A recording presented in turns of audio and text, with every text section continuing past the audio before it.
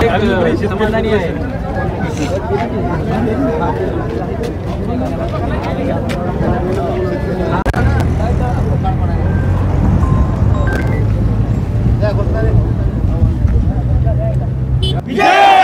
शेतकरी एकजुटीचा 2 कोटी मोबदला मिळालाच पाहिजे। असा कसा देत नाही, असा कसा देत नाही। हक्काची नाही कुणाच्या बापाची, जमीनाच्या हक्काची नाही कुणाच्या बापाची।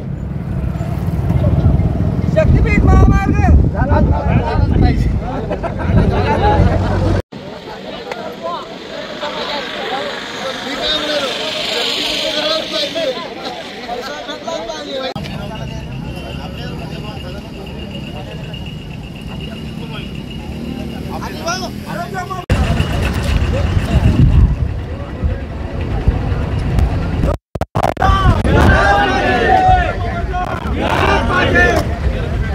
आम्ही यवतमाळ जिल्ह्यातले शेतकरी आहोत आणि आमचं आंदोलन म्हणजे हे एक सर्वात महत्त्वाचं म्हणजे आमची जमीन ही भारीत आहे आणि दुसरी गोष्ट म्हणजे या जमिनीमध्ये आम्ही आमचे जीवन उपजीविका जे आहे ते चालू आहे आणि त्यामध्ये आम्ही भरपूर उत्पादन घेत असतो, लाखो रुपयाचं उत्पादन काढतो। त्यावर आमच्या मुलांचं घराचं कुटुंब चालते, मुलांचं शिक्षण चालते, दवाखाना शिक्षण, मुलांचे लग्न वगैरे सर्व। आणि त्यात जर त्या जमिनीमधून जर तुम्ही जर भारी प्रतीच्या जमिनीतून जर तुम्ही असे शक्तीपेठ वगैरे जात असेल तर आम्ही पुढे चालून का शेण खायचं का, हा आमचा सर्वात महत्त्वाचा विषय आहे। आणि तुम्ही जर अशा जमिनीतून जर आपापल्या याचा फायदा घेत असाल, परिवहन मंत्री वगैरे जे आहेत तर ते जर अशी जमीन भारी जात असेल आणि त्यांना मोबदला एकदम 0 देत असाल, त्या परतीच्या जमिनीचा मोबदला देत नसाल तर मग आपण नेमकं करायचं काय। तर आम्हाला 2 कोटी रुपये एका एकरामध्ये अशा प्रकारे मोबदला द्यावा। आमचा विरोध वगैरे काही नाही, परंतु 2 कोटी आम्हाला महत्त्वाचे। दुसरी गोष्ट, आम्हाला जिथं पांधन रस्ते आहे तिथं बोगदे पाहिजे